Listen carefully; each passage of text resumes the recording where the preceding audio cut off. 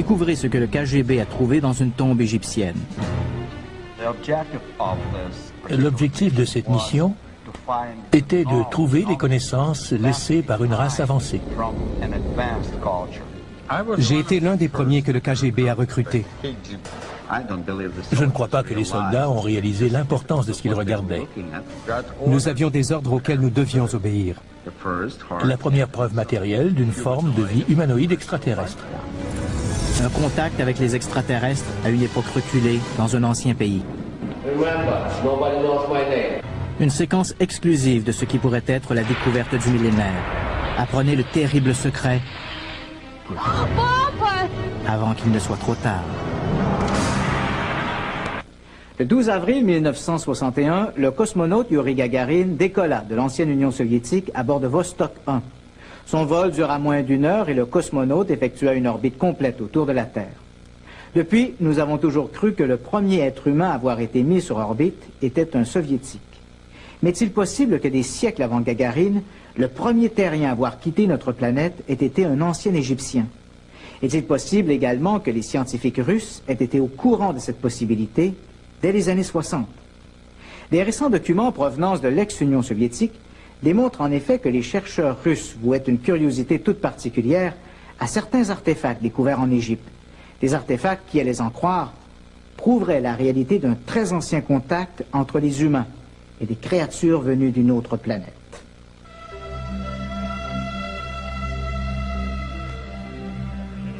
On a toujours présumé qu'on devait chercher la vie extraterrestre au-dessus de nos têtes. On observe le ciel pour voir des ovnis. On sonde l'espace pour capter des signaux extraterrestres. Qui aurait pensé chercher des extraterrestres sous terre? Personne, sauf le KGB.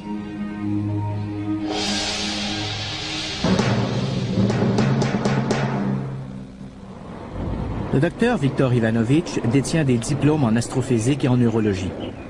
Alors qu'il travaillait au Kremlin en tant que conseiller scientifique pour des systèmes avancés de propulsion, le docteur Ivanovitch prétend qu'il a eu accès à des dossiers d'une mission du KGB appelée Projet Isis. L'objectif du projet Isis était de découvrir des traces de connaissances et des objets égyptiens susceptibles d'avoir des applications militaires. Isis était l'une des missions de recherche secrète qu'avait lancé le KGB à cette époque.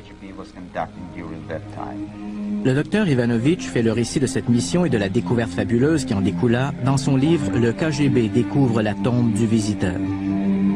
Cette séquence exclusive n'a jamais été vue en dehors des bâtiments secrets du KGB. Selon Ivanovitch, ce que vous regardez est l'enregistrement visuel de la plus importante découverte de l'histoire de l'humanité.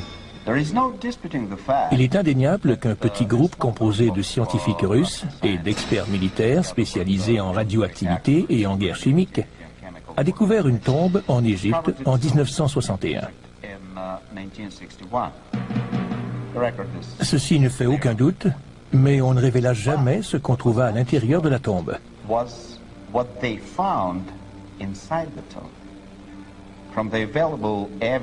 Selon les preuves disponibles et des sources de haut rang, et je sais que cela semble incroyable, on a trouvé dans le sarcophage des restes d'une créature extraterrestre morte en Égypte aux environs de 10 000 ans avant Jésus-Christ.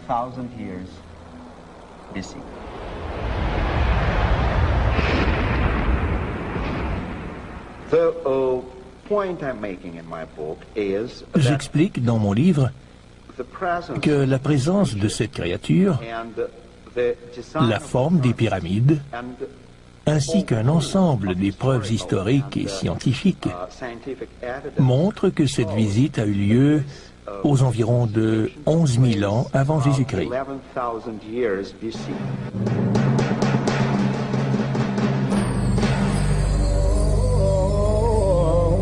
Bien avant les Babyloniens ou les Grecs, avant les dieux des Assyriens ou des Crétois, bien avant tous les autres, existait l'Égypte.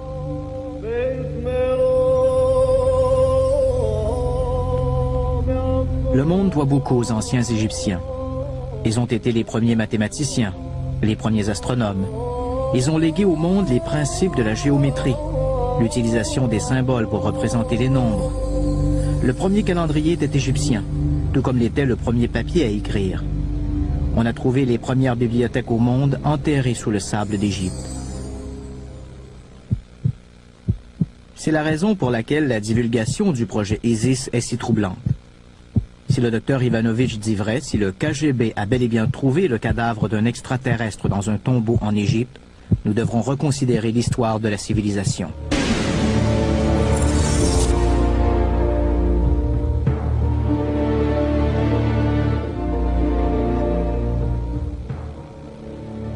Chaque année, des centaines de fouilles archéologiques ont lieu en Égypte. Leur objet peut être d'analyser des antiquités étudiées depuis longtemps, de rechercher de nouveaux indices susceptibles de contredire d'anciennes théories ou de reconstruire la vie d'un village d'esclaves à partir de fragments du passé. Nous sommes en train d'excaver un site dans ce qu'on appelle le Nouveau Royaume, sur la route des esclaves en direction de la vallée des rois. La question est de savoir de quelle manière les anciens Égyptiens nourrissaient des centaines, peut-être des milliers d'esclaves dont ils avaient besoin pour créer ces structures gigantesques.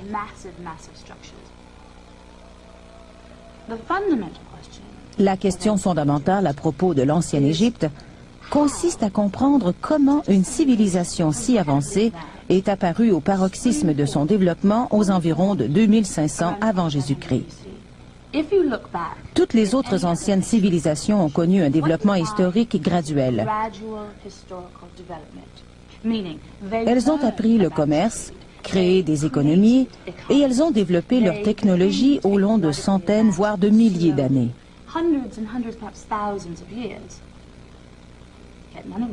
Ce n'est absolument pas vrai de l'ancienne Égypte. En 2500 avant Jésus-Christ, boum, une société totalement accomplie émerge du désert. C'est comme si une voiture Ford de modèle T devenait en une minute une navette spatiale.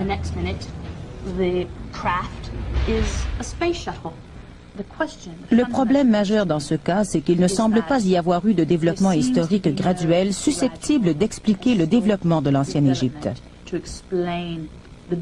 On dirait que sa création était basée sur un héritage.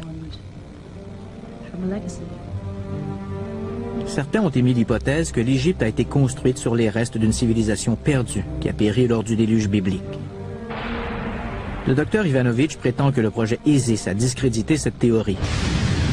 D'après lui, le KGB a découvert des preuves selon lesquelles l'Égypte a été fondée sur l'héritage de sagesse laissé par une race extraterrestre.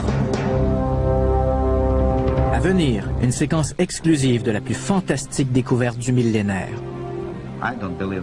Je ne crois pas que les soldats aient réalisé l'importance de ce qu'ils regardaient, la première preuve matérielle d'une forme de vie humanoïde extraterrestre. Avant le démantèlement de l'Union soviétique, le KGB était synonyme d'efficacité et de terreur. À lui seul, il constituait une véritable milice prête à tout pour assurer la sécurité du Kremlin. Curieusement, aujourd'hui, alors que les archives du KGB s'ouvrent lentement aux chercheurs occidentaux, on y découvre des dossiers pour le moins surprenants. Le projet Isis vit le jour pendant les années 50, en pleine après-guerre. Un nouvel empire soviétique avait émergé des cendres de la Deuxième Guerre mondiale. La Russie n'était plus une nation agraire peu développée. La mère patrie était devenue une superpuissance et voulait que cela se sache. Sous la dictature de Nikita Khrouchtchev, les Soviétiques étaient déterminés à montrer aux démocraties occidentales la supériorité du communisme. L'Amérique ne pouvait pas rester de glace devant ce défi. La concurrence que se sont livrées ces deux superpuissances a énormément vidé les caisses de l'économie soviétique.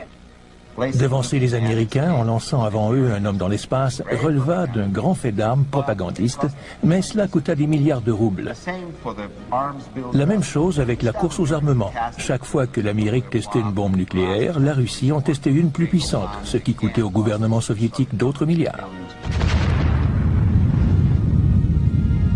Devant un monde réduit à observer et à prier, les deux nations se sont lancées dans une guerre froide pour posséder la suprématie technologique. Khrouchtchev savait que ce que l'on appelait le camp socialiste dirigé par l'Union soviétique ne pourrait pas maintenir ce rythme. Il ne possédait pas les ressources de l'OTAN.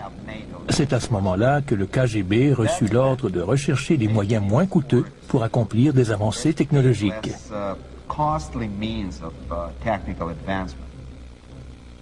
Au summum de la guerre froide, le KGB constituait la plus grande police secrète et force d'espionnage de la planète, avec plus de 300 000 agents. Sous les ordres du Kremlin, le KGB investissait ses considérables ressources dans des domaines que certains qualifieraient de sciences marginales.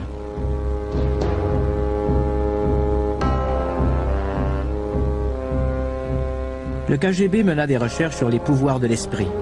Il effectua des expériences pour tester la possibilité de regrouper des intelligences grâce au contrôle de l'esprit. Des premières machines destinées à altérer l'esprit humain.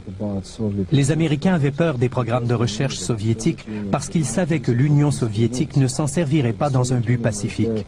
Le but de l'Union soviétique était de remporter la victoire en dépassant les États-Unis. Le Kremlin s'intéressait également beaucoup aux ovnis. Il espérait que le résultat de ses recherches sur les engins extraterrestres permettrait d'améliorer le design aéronautique.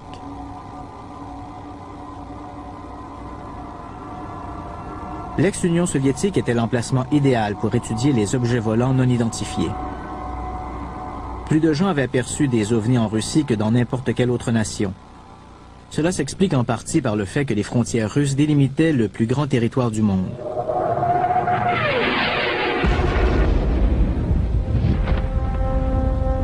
Le cas d'OVNI le plus captivant est connu sous le nom d'incident de Dalnagorsk.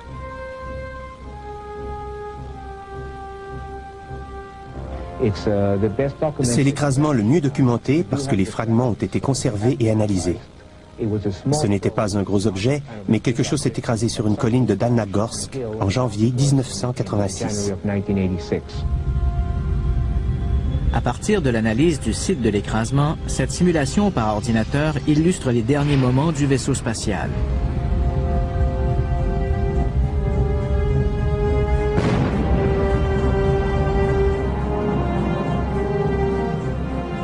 En faisant dérouler la cassette au ralenti, on comprend mieux pourquoi la forme de soucoupe est tellement présente dans les témoignages de gens qui disent avoir vu des ovnis.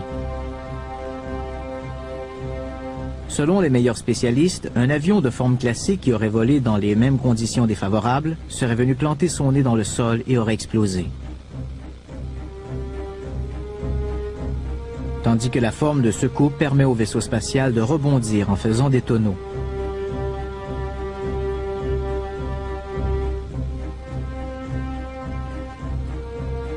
Il a été endommagé, mais pas détruit.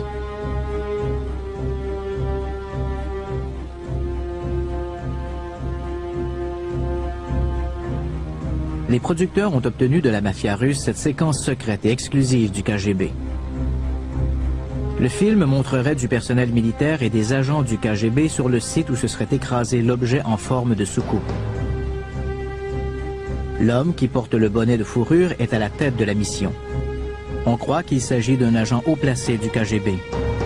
On n'est toujours pas sûr que l'incident de Dalnagorsk soit un écrasement d'OVNI, mais certains pensent que le KGB a mené à bien sa mission de trouver de la technologie extraterrestre pour l'adapter aux avions soviétiques.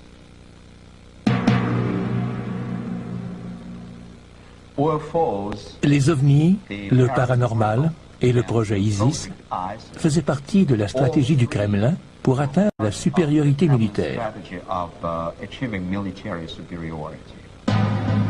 D'après Ivanovitch, l'objectif du projet ISIS était de trouver un ensemble de connaissances avancées laissées par une civilisation disparue. Des connaissances qui donneraient à l'Union soviétique une avance invincible dans sa quête de la domination planétaire.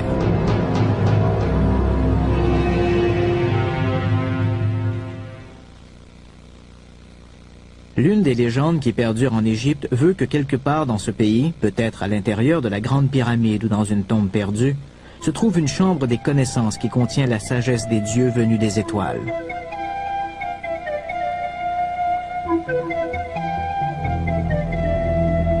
Depuis l'an 820 après Jésus-Christ, des explorateurs rêvent de trouver la mythique chambre des connaissances.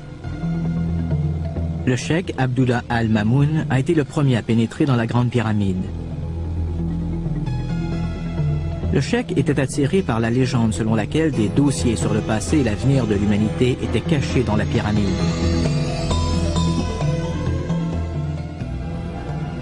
En inventant des histoires d'or et de trésors, le cheikh amena ses hommes terrifiés à marcher dans les couloirs.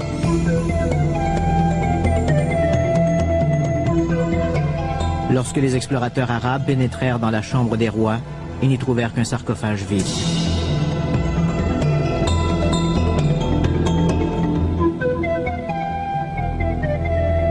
Certains pensent que s'il existe une chambre de l'ancienne sagesse, elle doit se trouver sous la Grande Pyramide.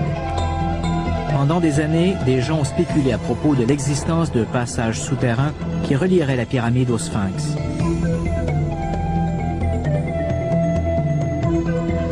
De récentes recherches sismiques sous-entendent l'existence d'une caverne mystérieuse qui ressemblerait à une chambre et se trouverait sous le Sphinx. Cette hypothèse a relancé le débat sur une chambre des connaissances. Existe-t-il un entrepôt de connaissances qu'auraient laissé derrière eux d'anciens visiteurs? Il semblerait que oui. À venir. Ce serait tout à fait logique. L'Égypte constituerait un choix évident pour des extraterrestres désireux d'établir un avant-poste pour explorer la planète. L'Égypte a été la première civilisation. Les pharaons ont régné sur le royaume pendant plus de 1000 ans.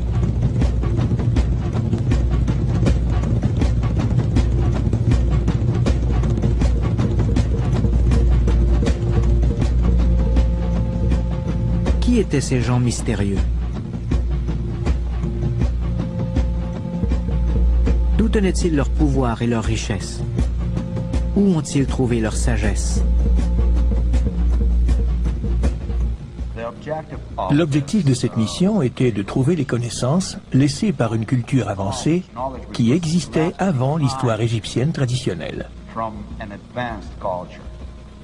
L'équipe d'archéologues était composée d'égyptologues de l'Académie soviétique russe des sciences.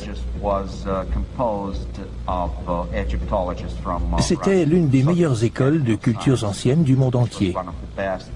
Malgré cela, les dirigeants du KGB donnaient peu de chances de succès au projet.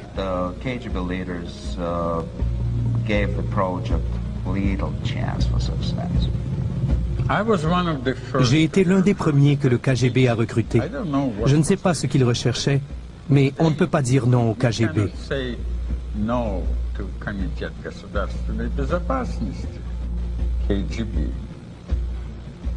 On reçoit des ordres auxquels on doit obéir.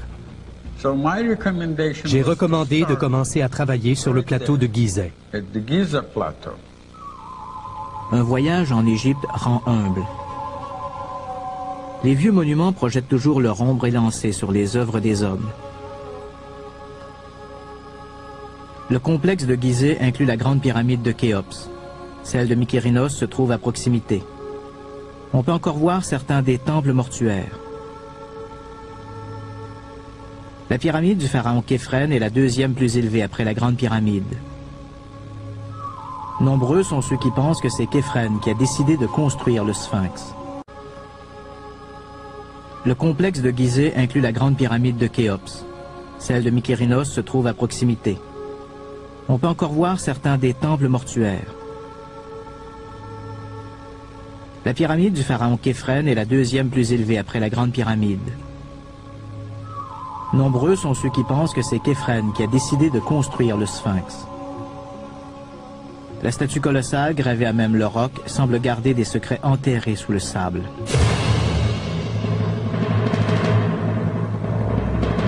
La construction des monuments qui se trouvent sur le plateau de Gizeh a duré des siècles. Cela devait être une vision extraordinaire. Les pyramides et les statues gigantesques, les temples, les cryptes et les chaussées.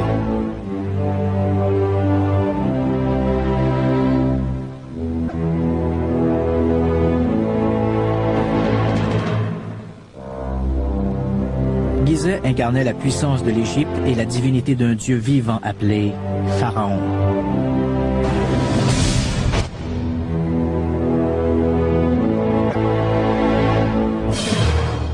Au Aucun monument ne symbolisait mieux le pouvoir divin du pharaon que la pyramide de Khéops.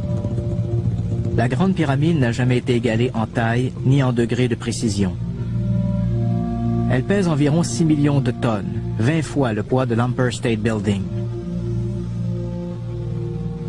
Jusqu'à l'érection de la Tour Eiffel, la Grande Pyramide était la structure la plus élevée du monde. Plus de 2 millions de pierres ont été utilisées pour sa construction. Aucune ne pèse moins d'1 tonne et certaines pèsent jusqu'à 30 tonnes. À l'intérieur, des couloirs relient les chambres. Des puits se rendent jusqu'à l'extérieur. Aujourd'hui, la pyramide est faite de pierres brutes, mais autrefois elle possédait un fini extérieur semblable à un miroir. On pense qu'elle était ornée d'un sommet en or. Il réfléchissait la lumière du soleil sur des centaines de kilomètres.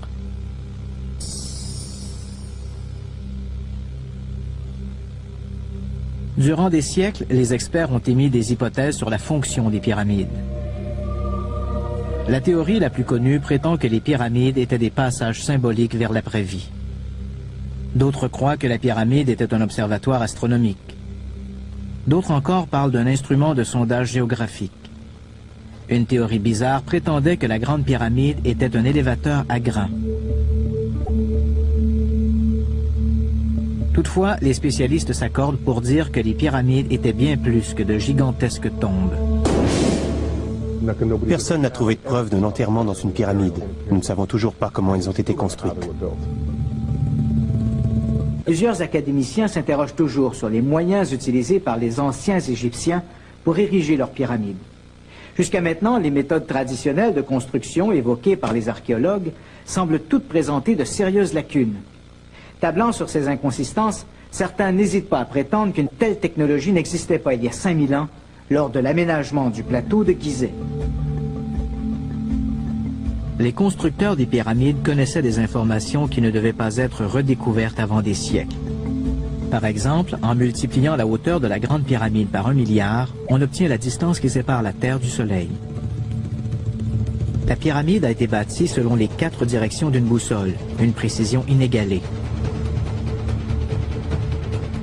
Incroyablement, la Grande Pyramide se trouve exactement au centre de la masse de terre de notre planète.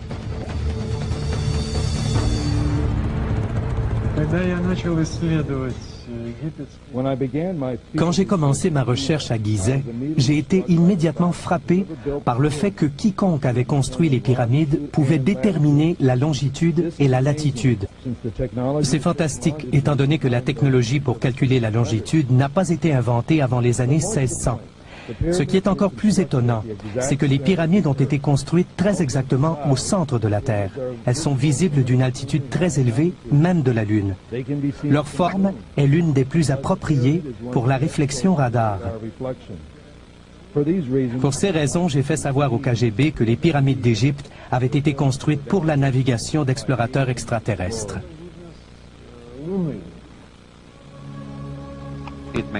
C'est parfaitement logique. L'Égypte constituerait un choix évident pour des extraterrestres qui devraient établir un avant-poste pour des expéditions planétaires. L'atterrissage initial d'explorateurs extraterrestres devrait se faire sur une surface plane comprenant peu d'obstacles. L'Égypte constituerait un choix évident étant donné qu'elle se trouve également au centre de la masse de terre habitable de notre planète. À venir,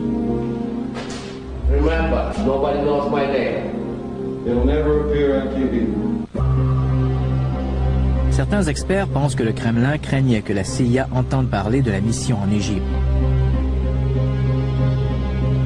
La Russie, sentant la pression de la concurrence américaine dans la course aux armements et à l'espace, ne voulait pas commencer une course à la tombe. La situation géopolitique de l'époque permettait au projet ISIS de se dérouler dans la plus grande discrétion. À la fin des années 50, l'Égypte recevait 43% de toute l'aide soviétique à destination du tiers-monde. Quand le projet ISIS a été lancé, le personnel de l'armée soviétique présent en Égypte totalisait plus de 20 000 personnes. Cette forte présence militaire permettait aux scientifiques de la mission de travailler dans la plus complète discrétion. D'après Ivanovitch, les scientifiques de la mission résidaient au Caire. De là, de petites équipes d'archéologues partaient étudier les pyramides de Gizeh. Souvent, ils se déguisaient en paysans arabes ou en officiers de l'armée.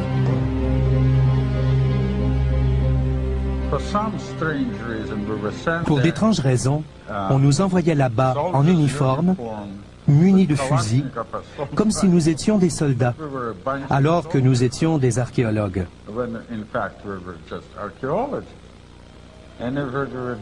On disait à tout le monde qu'il s'agissait d'un groupe d'archéologues à la recherche d'objets, et tout le monde l'acceptait parfaitement. Le projet ISIS ne reposait pas seulement sur des archéologues déguisés. En 1959, le KGB recruta un membre officiel du gouvernement Nasser, Sami Sharaf, le directeur du bureau d'information du président. Grâce à sa position, il avait accès aux informations hautement confidentielles. Sharaf était également spécialisé en écoute clandestine de fonctionnaires égyptiens. Assez souvent, les informations qu'il rassemblait n'avaient pas beaucoup d'importance. Toutefois, d'après Ivanovitch, la nuit du 24 juillet 1960, une conversation fut enregistrée. Cet enregistrement allait catapulter le projet ISIS dans le domaine du mythe et de l'incrédulité. J'ai obtenu cet enregistrement grâce à des sources que je dois protéger. ايوه يمكن تعمل عليهم. هم كانوا يشربوا خمر؟ لا هم مسلمين مستفزين. قالوا انهم وجدوا مقبره مقبوله. ايوه دي مقوي، قالوا هو قبر. كيف عرفوا اشياء زي كده؟ دخلوا شافوا على الحيطان رموز وكتابات وصور حكاوا عليهم القبر. تعرف ايش يعني هذا؟ وجدوا مقبره الزوار. مقبره الازهر، مقبره الازهر. L'un des principaux fonctionnaires surveillés par Sharaf avait téléphoné à son frère. Apparemment, 2 Bédouins étaient tombés sur une tombe cachée. Ils ont déliré pendant quelques jours et on a fini par les emmener dans un hôpital local. Ils n'arrêtaient pas de répéter ces mots. Makbarat al-Zohar, qui signifie la tombe du visiteur.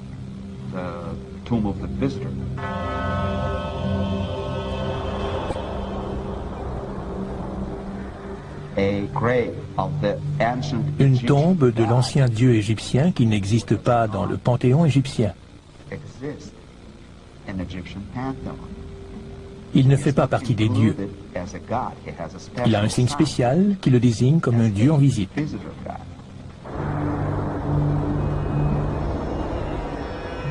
Long before the time of the pharaohs, there was a god who came from the skies with the others of his kind.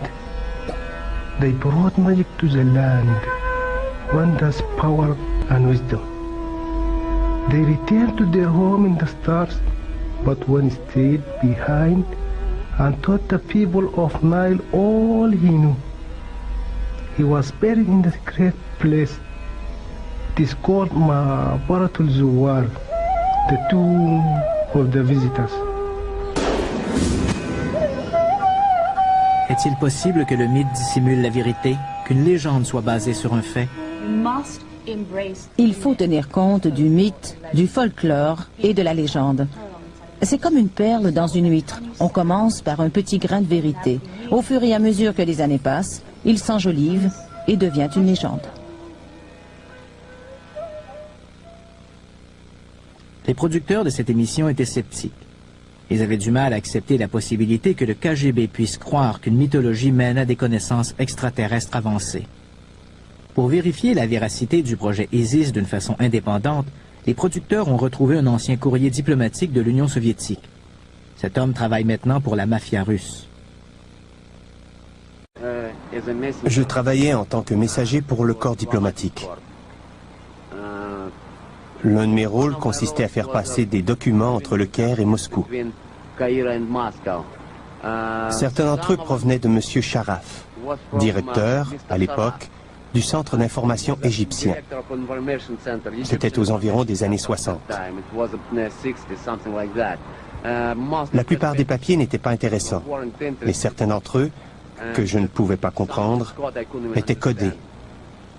mais j'ai réussi à en comprendre quelques-uns qui m'ont semblé bizarres, et j'ai décidé d'en faire une copie.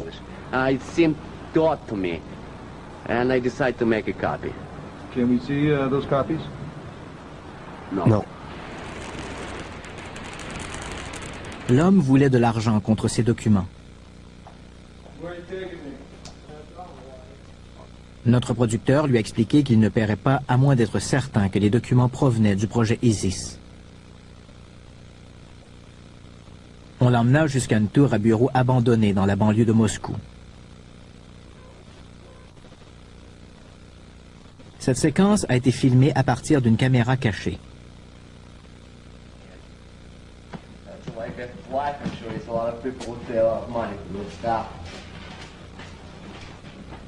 Is that what you used as a courier?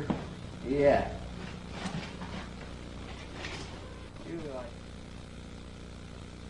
Parmi les documents figurait un mémo adressé à un officier de haut rang du KGB. On peut y lire ces mots. Mes agents ont mis en lieu sûr les notes de l'un des scientifiques qui a travaillé sur les découvertes faites à la tombe du visiteur.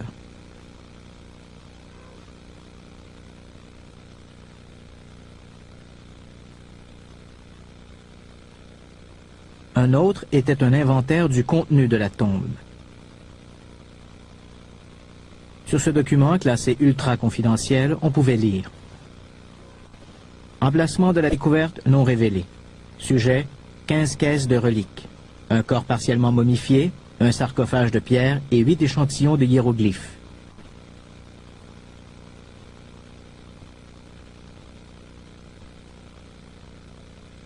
Un scientifique du projet, qui fut l'un des premiers à pénétrer dans la tombe, a écrit ce rapport.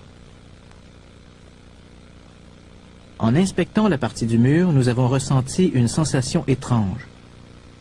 Une force magnétique répulsive semblait émaner de la pierre. Nous avons été incapables de trouver une quelconque explication scientifique.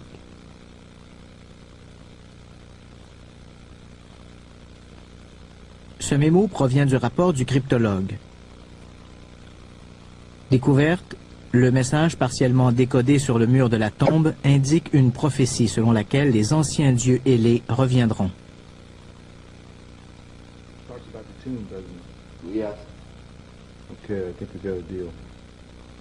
Le document faisait clairement comprendre que le Kremlin prenait le mythe très au sérieux. Un rapport indiquait qu'une unité militaire était assignée sur le site. Des mesures de sécurité du plus haut niveau étaient en vigueur quand on ouvrit le sarcophage.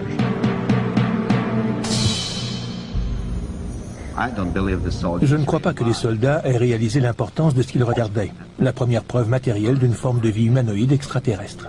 Le docteur Ivanovitch fait le récit de cette mission et de la découverte fabuleuse qui en découla dans son livre « Le KGB découvre la tombe du visiteur ». Cette séquence exclusive n'a jamais été vue en dehors des bâtiments secrets du KGB. Selon Ivanovitch, ce que vous regardez est l'enregistrement visuel de la plus importante découverte de l'histoire de l'humanité. Il est indéniable qu'un petit groupe composé de scientifiques russes et d'experts militaires spécialisés en radioactivité et en guerre chimique a découvert une tombe en Égypte en 1961. Ceci ne fait aucun doute, mais on ne révéla jamais ce qu'on trouva à l'intérieur de la tombe. Selon les preuves disponibles et des sources de haut rang, et je sais que cela semble incroyable, on a trouvé dans le sarcophage les restes d'une créature extraterrestre morte en Égypte aux environs de 10 000 ans avant Jésus-Christ.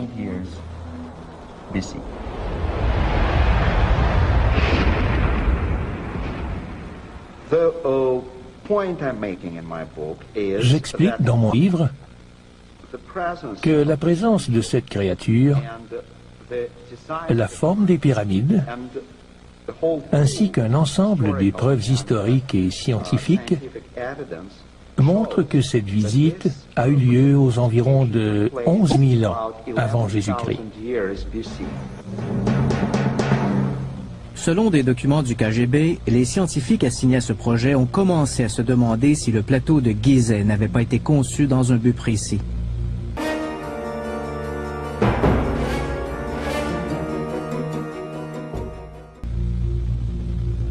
Des recherches ultérieures ont appuyé cette théorie.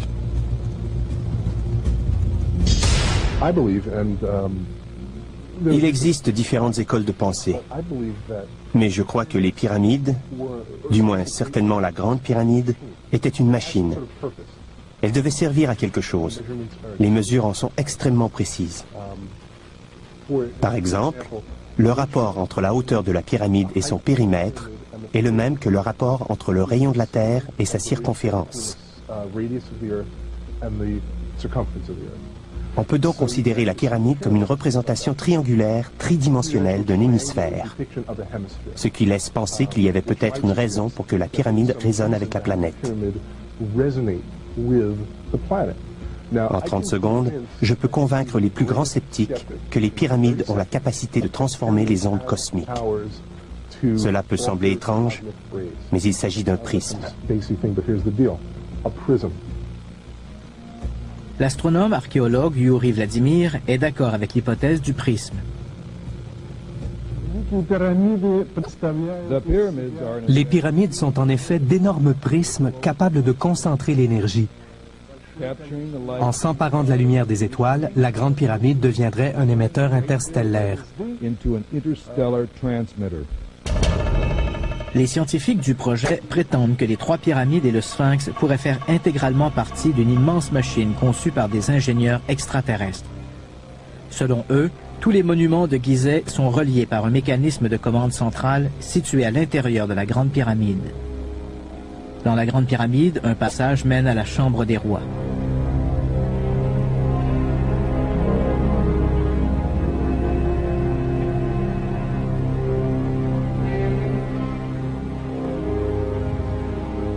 Au-dessus du sarcophage se trouve un tunnel que certains appellent le couloir des étoiles. À l'occasion d'un alignement céleste spécifique, la lumière des étoiles inonde ce couloir.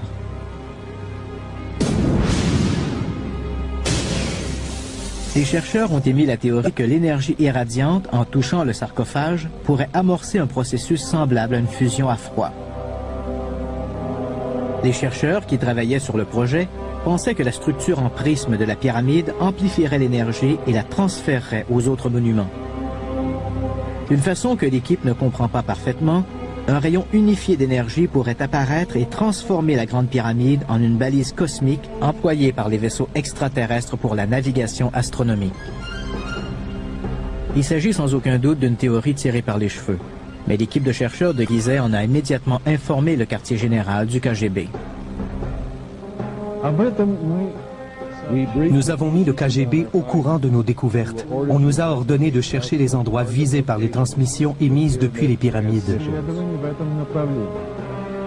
En parallèle au travail qui continuait à Gizeh, les scientifiques à Moscou se préparaient à établir le portrait le plus étonnant de l'histoire.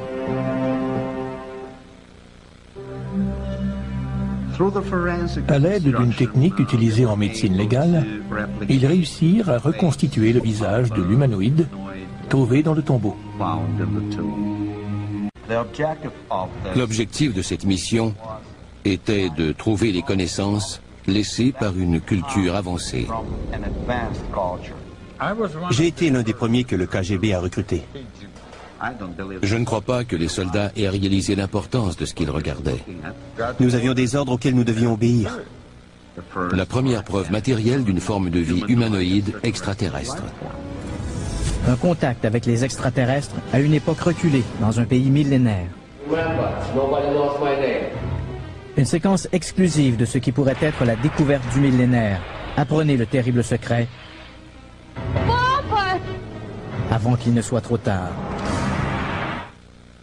Dans le film Les Aventuriers de l'Arche perdue, les nazis se rendent en Égypte à la recherche d'un trésor archéologique, en l'occurrence l'Arche d'Alliance de Moïse, qui, l'espèrent-ils, leur donnera un pouvoir extraordinaire sur leurs ennemis. Comme vous allez le voir, parfois la réalité dépasse la fiction.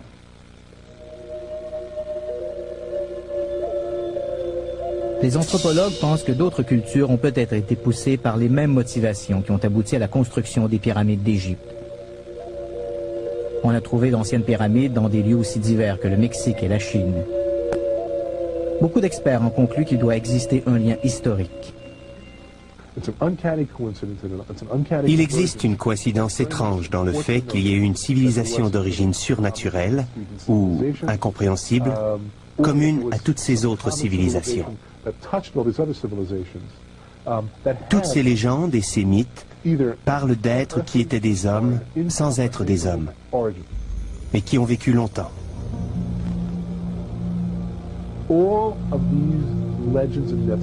Ces géants seraient montés à bord de vaisseaux spatiaux pour voyager parmi les étoiles, et ils nous auraient enseigné le langage, les alphabets et les calendriers.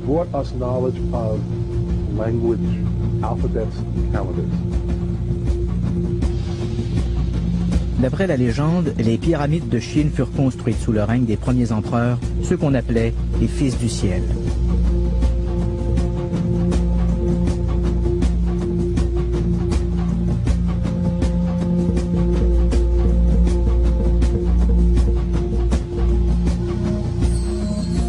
De semblables légendes entourent les pyramides du Mexique et du Yucatan. Étrangement, le terme marcheur d'étoiles se retrouve dans le folklore sud-américain et dans les écrits égyptiens. Les Égyptiens employaient l'expression voyageur d'étoiles pour décrire une catégorie de dieux humains. Ils étaient des hommes sans être des hommes. Ils étaient plus grands que des hommes. Peut-être étaient-ils les géants ou les titans qui marchaient parmi les étoiles. On retrouve ce concept d'hommes qui marchent parmi les étoiles, mais qui ne sont pas des hommes, qui sont semblables à des dieux. Ils marchaient parmi les étoiles et ont décollé de la Terre dans des vaisseaux spatiaux. La Bible nous parle de l'un d'entre eux. Quand on croit en la Bible, on est presque obligé de croire en cette notion. De mon côté, cela me met la puce à l'oreille quand différentes cultures disent la même chose.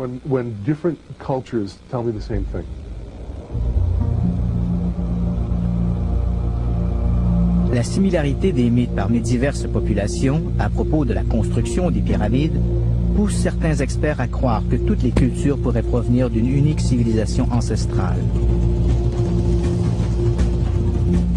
Cette race mystérieuse est peut-être à l'origine de la plus vieille civilisation connue sur le continent américain. Les Incas du Pérou ont presque atteint le même niveau d'ingénierie de construction que les Égyptiens. De la même façon que les Égyptiens, les Incas n'avaient aucune connaissance de la roue, et pourtant, des milliers de routes parsemaient leur empire. Comment et pourquoi les premiers Incas ont-ils construit des routes sur le terrain le plus inhospitalier de la planète? Les ingénieurs d'aujourd'hui auraient du mal à construire le centre spirituel de Machu Picchu. Comment les Incas déplaçaient-ils d'énormes pierres à de telles hauteurs? Peut-être une civilisation inconnue qui avait d'abord fait son apparition en Égypte a-t-elle aidé les Incas? Certains disent que cette race mystérieuse nous a laissé des capsules témoins de connaissances. Pour découvrir notre héritage antique, nous devons résoudre l'énigme de la pyramide. Les membres de l'équipe scientifique de Gizeh croyaient avoir découvert le secret des pyramides. Selon eux, des voyageurs extraterrestres se servaient des pyramides comme d'un outil pour la navigation astronomique. Le KGB a ordonné à l'équipe de déterminer l'emplacement cible. Les planètes, les étoiles, les constellations et les galaxies sont constamment en mouvement.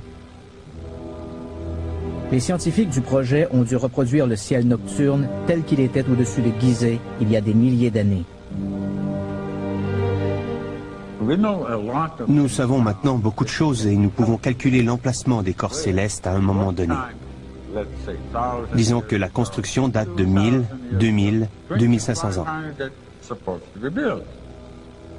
Pour la période 2500 avant Jésus-Christ, les scientifiques de la mission n'ont trouvé aucun alignement direct entre les pyramides et un groupe de planètes ou d'étoiles.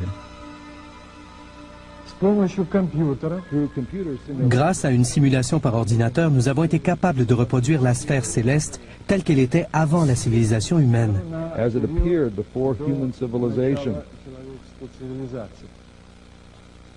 Ils ont remonté dans le temps à la recherche d'un lien entre les pyramides et un objet astronomique.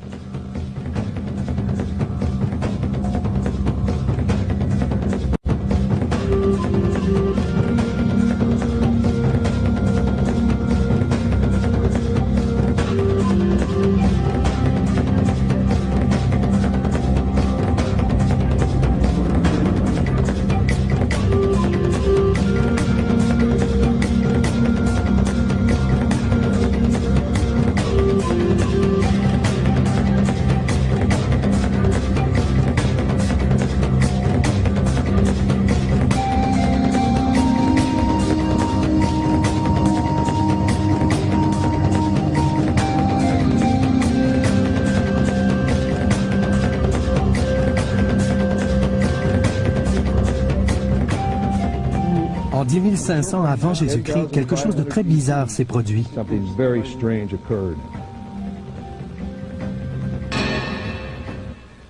Rien ne correspondait en 2500 avant Jésus-Christ, mais une correspondance existait en 10 000 avant Jésus-Christ. Vous comprenez? Selon les chercheurs, en 10 500 avant Jésus-Christ, les 3 pyramides de Gizeh étaient alignées sur les étoiles de la constellation d'Orion. Les monuments de Gizeh visaient la constellation d'Orion. Cela ne pouvait être par hasard. Les constructeurs des pyramides doivent avoir travaillé à l'aide de plans conçus au 11e millénaire avant Jésus-Christ, avant que les pyramides n'aient été construites. Une corrélation identique fut découverte lorsque les membres de l'équipe testèrent les objets. Nous avons commencé par effectuer un prélèvement d'échantillons radioactifs. Les résultats sur les reliques et la momie ont été négatifs. Un prélèvement microscopique d'échantillons de composition minérale ainsi qu'un bombardement magnétique de particules à neutrons ont indiqué qu'il s'agissait d'un mélange de métaux et de matériaux synthétiques d'origine inconnue.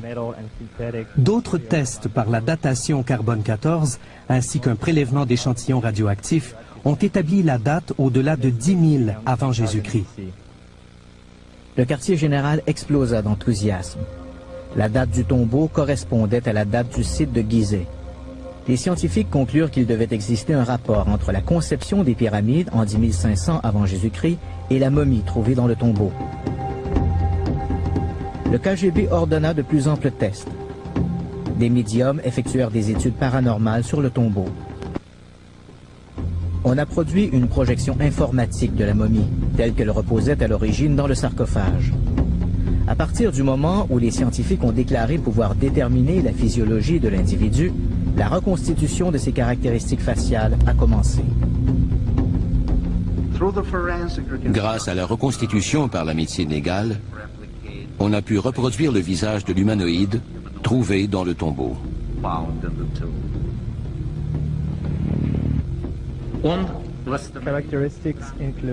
Les caractéristiques incluent un grand crâne, des yeux exceptionnellement grands, un petit menton, une petite bouche, signes visibles de dents, un long cou.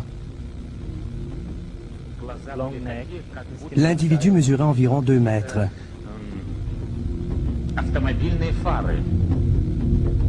Au fur et à mesure que le travail de médecine légale continuait, les chercheurs présents à Gizeh exploraient l'unité située entre les pyramides et la constellation d'Orion. Les scientifiques ont placé une carte céleste sur le plateau. Dans l'axe des pyramides se trouvaient les 3 étoiles qui constituent la ceinture d'Orion.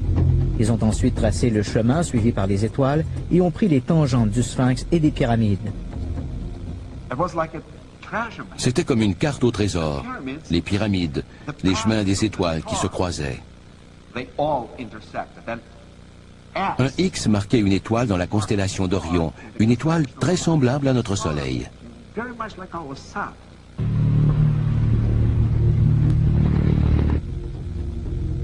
Dans les laboratoires de Moscou, la reconstitution faciale touchait à sa fin. Je sais que cela paraît incroyable. Je ne l'aurais pas cru moi-même si je ne m'y étais pas trouvé. Mais la reconstitution de la momie ne semblait pas être humaine. La légende est peut-être vraie. Nous avons peut-être trouvé un extraterrestre dans ce tombeau.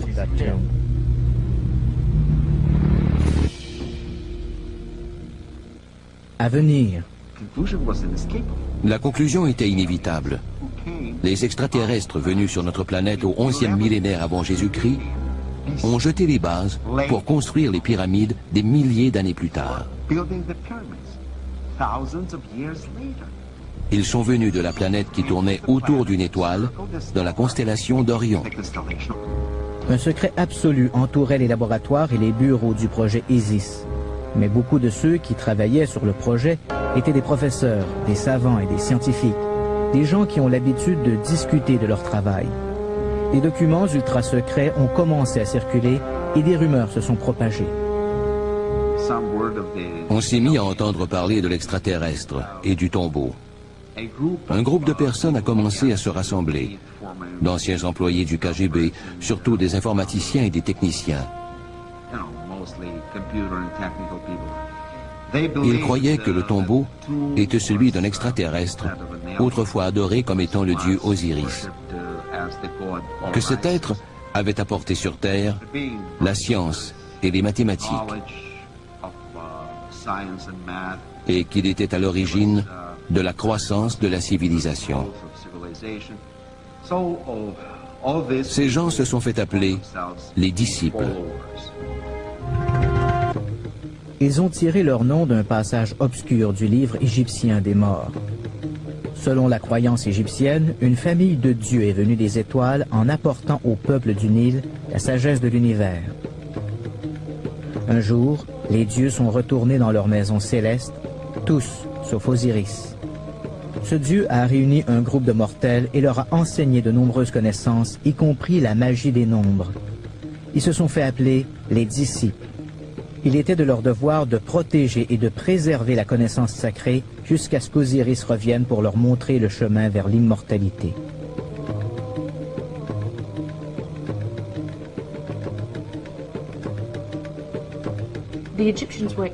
Les Égyptiens étaient d'extraordinaires astronomes parce qu'ils comprenaient, du plus profond de leur être, que les étoiles représentaient la carte qui mènerait au grand dieu Osiris, à la vie après la mort.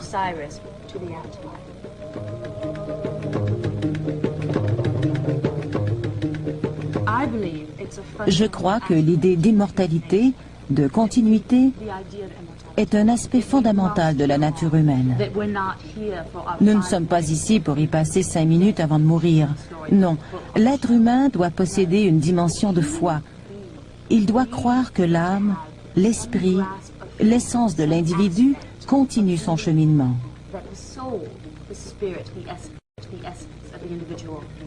C'est la raison pour laquelle le christianisme, l'islam et le judaïsme existent. C'était exactement la même chose pour les anciens Égyptiens. Ils croyaient, ils savaient que les âmes étaient immortelles.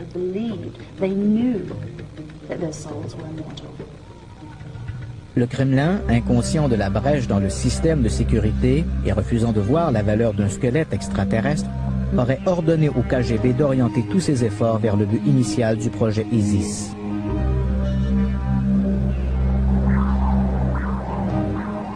Avec l'aide d'un radar analysant le sol, on put établir une représentation du passage et du tombeau. Rien ne semblait inhabituel. Le radar balaya la zone inférieure.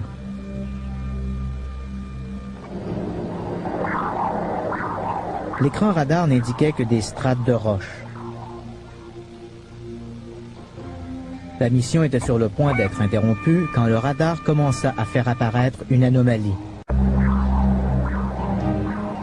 Avec l'aide d'un radar analysant le sol, on put établir une représentation du passage et du tombeau.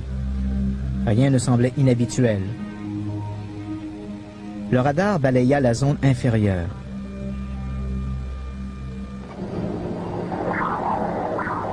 L'écran radar n'indiquait que des strates de roches. La mission était sur le point d'être interrompue quand le radar commença à faire apparaître une anomalie. Une légère ombre qui ressemblait à un passage.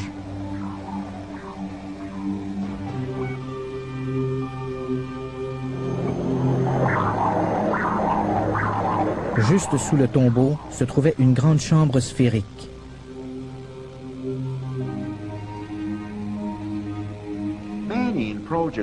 Beaucoup de personnes participant au projet ISIS ont cru avoir trouvé la légendaire chambre de connaissances. Apparemment, l'extraterrestre découvert était enterré avec une énorme bibliothèque de connaissances et de données qui provenaient d'une culture extraterrestre avancée. Cela pourrait s'avérer très pertinent du point de vue militaire. Nombreux étaient ceux qui voulaient qu'on ouvre la chambre. Leur argument était basé sur les faits suivants. La mission en provenance d'Orion s'était posée à l'emplacement idéal pour construire les pyramides qui serviraient de balises de navigation pour la reconnaissance future de notre planète. Le premier rapport sur un ovni a été fait par le grand prêtre du pharaon Thutmose III, il y a environ 3400 ans.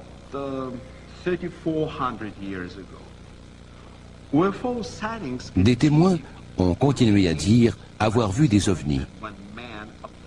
Mais le nombre de témoignages s'intensifia quand l'homme obtint la maîtrise des cieux. Au début de l'ère nucléaire, quand l'homme découvrit les secrets du fonctionnement de l'atome, les extraterrestres d'Orion se mirent à observer davantage la Terre, ce qui finit par aboutir à l'incident de Roswell. Il y a une explosion des contacts avec les ovnis.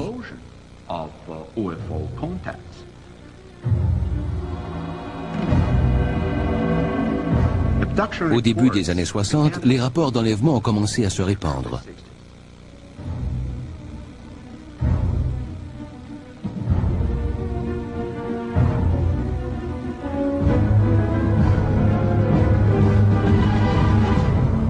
Un modèle a émergé. Presque toutes les personnes enlevées évoquaient un examen physique. Les femmes parlaient d'insertion d'objets, quelque chose ressemblant à l'insémination artificielle. Beaucoup pensaient avoir été de nouveau enlevés et avoir donné naissance à des hybrides extraterrestres.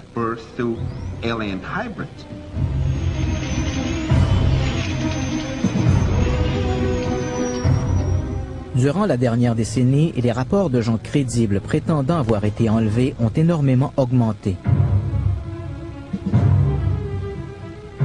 Beaucoup d'éléments de leur expérience se ressemblent.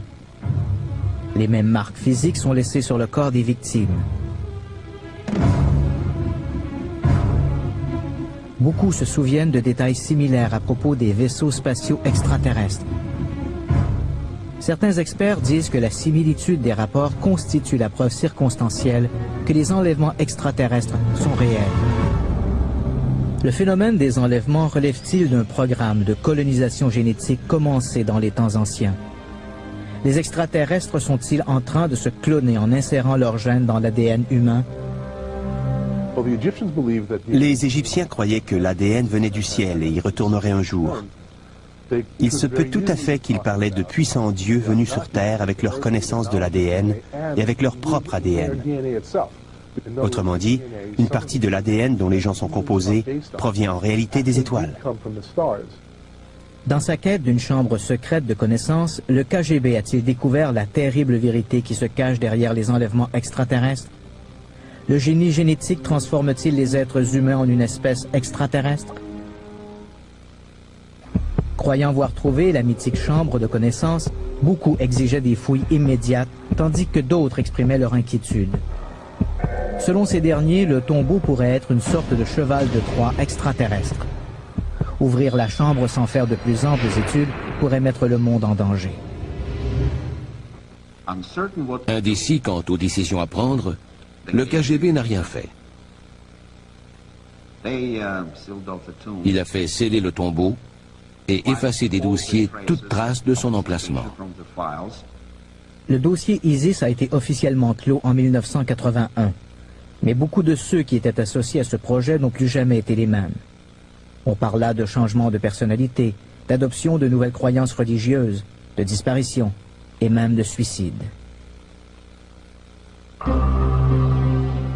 C'était un physicien qui travaillait pour le gouvernement russe. Ils ont constitué un groupe. Je ne dirais pas un culte, mais c'était peut-être le cas.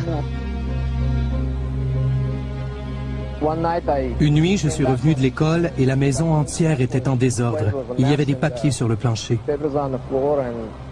Ils discutaient des imminentes visites d'extraterrestres. Ils s'y préparaient. C'était effrayant, parce que quand j'étais petite, je croyais ce genre de choses.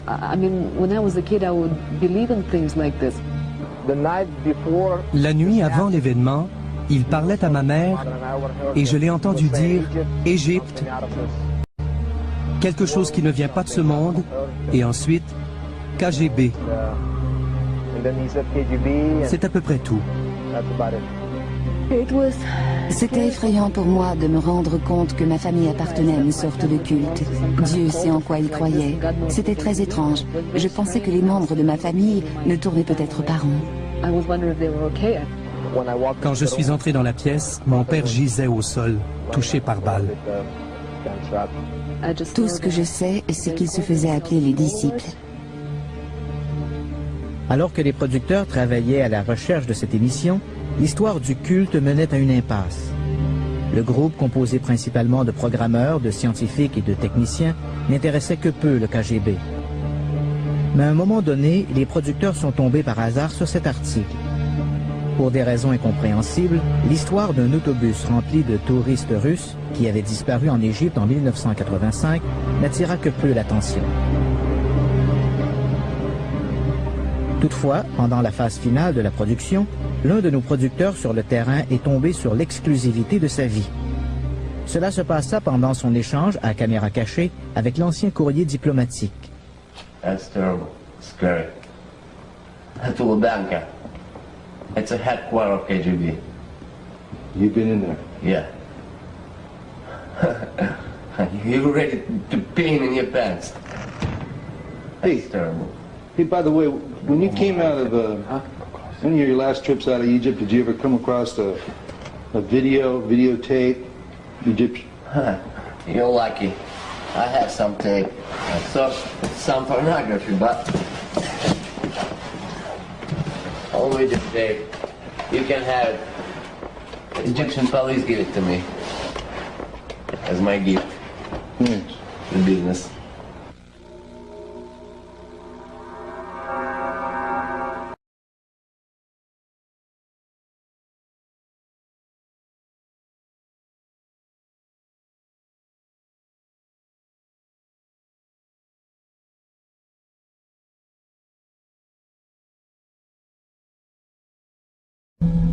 Mais elle éveilla des interrogations chez les producteurs. Que faisait un groupe de touristes en pleine nuit dans un endroit isolé?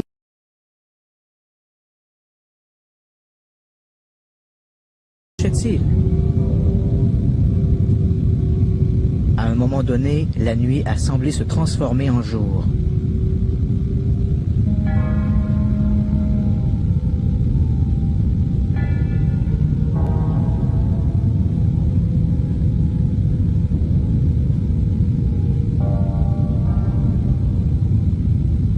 Se pourrait-il qu'il s'agisse du premier enregistrement vidéo d'un enlèvement extraterrestre, peut-être un enlèvement de groupe? Cet événement pourrait-il être lié à la découverte du tombeau? Si tel est le cas, ces touristes pourraient-ils être membres du culte? Dans son livre, Ivanovitch prétend que les disciples croyaient que l'ouverture du tombeau enverrait un signal aux extraterrestres d'Orion. Ils ont estimé le temps nécessaire à l'énergie électromagnétique pour atteindre la constellation. Le culte a conclu que les extraterrestres ne pourraient pas revenir avant le 23 avril 1985. Selon Ivanovitch, le groupe s'est rendu en Égypte pour louer le retour de l'extraterrestre que les anciens Égyptiens appelaient Osiris. Ils pensaient que c'était Osiris qui était enterré dans le tombeau du visiteur, que c'était lui qui avait apporté à l'humanité les principes scientifiques de base qui ont marqué le début de la civilisation.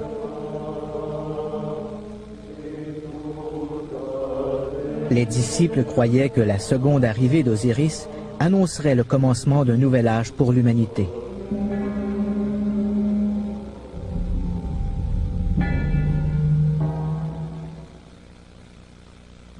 Le témoignage de la fille d'un couple qui s'est joint au culte va dans le sens de ce que dit l'auteur.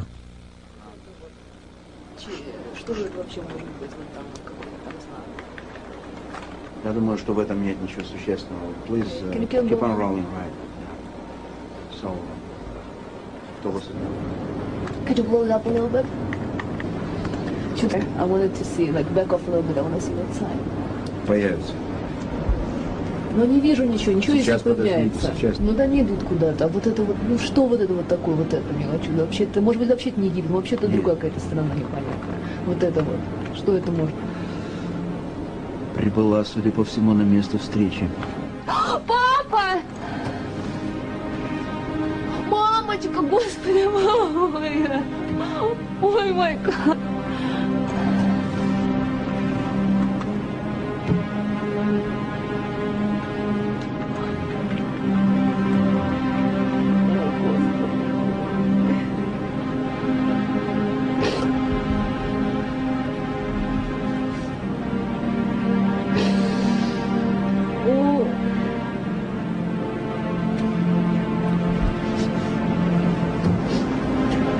did you see there? Did you see your parents? Yeah. I saw my mom and I saw my daddy there. Точно это был папа. Это я точно знаю.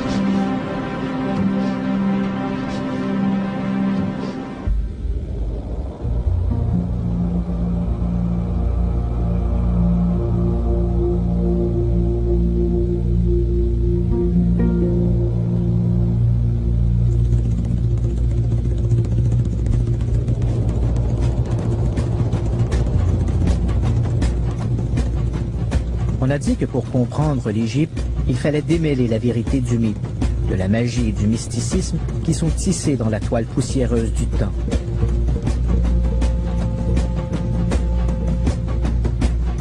Peut-être en est-il de même avec l'histoire du projet Isis.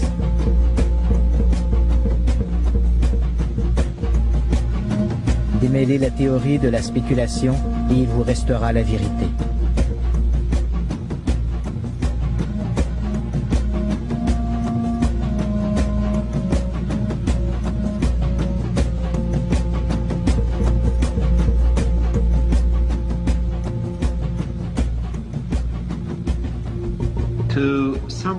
Voici les conclusions qui résument ma recherche.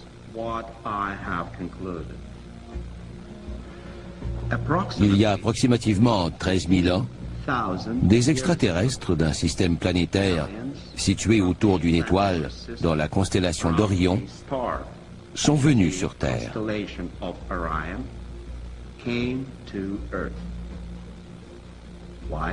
Dans quel but? Il existe diverses possibilités. Il s'agissait peut-être d'explorateurs, comme nous quand nous explorons la Lune et notre propre planète, ou peut-être de volontaires extraterrestres en mission de paix dans une société primitive, ou peut-être encore venaient-ils dans le but de nous coloniser. Donc, l'objectif de cette mission particulière était de trouver la connaissance laissée par une culture avancée qui avait préexisté à l'histoire égyptienne traditionnelle.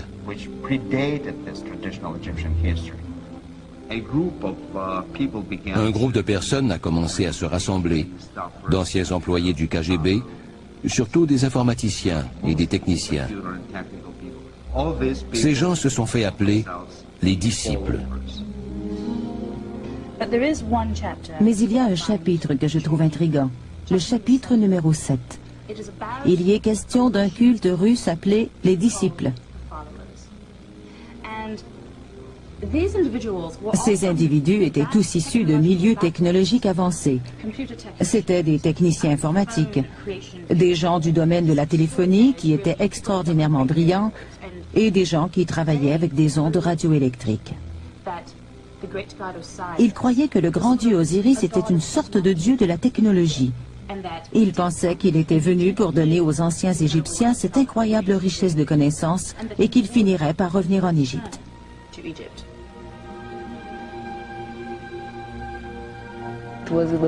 C'était un peu effrayant d'approfondir un tel sujet. Ma maman et mon papa allaient dans la cuisine et parlaient en anglais ou dans une autre langue pour que je ne comprenne pas ce qu'ils disaient. Nous savons que leur site d'atterrissage a été choisi dans un lieu désolé au milieu de notre planète, en Égypte.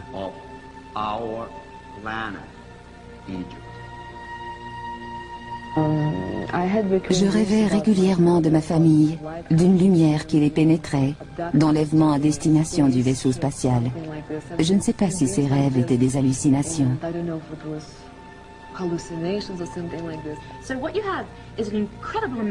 Donc, un nombre incroyable d'esprits brillants a quitté Moscou à la recherche du tombeau du visiteur pour attendre le retour du grand dieu Osiris. Dans le monde physique, ils ne sont pas avec moi. Je crois qu'ils sont perdus. À l'intérieur de moi, une sorte de sixième sens, appelez ça comme vous voudrez, me dit qu'ils sont tout le temps avec moi, d'une façon ou d'une autre. Je crois qu'ils sont quelque part autour de moi, je sens leur présence en permanence. S'ils ont été enlevés, ils sont ailleurs, bel et bien vivants. Je ne crois pas qu'ils sont morts.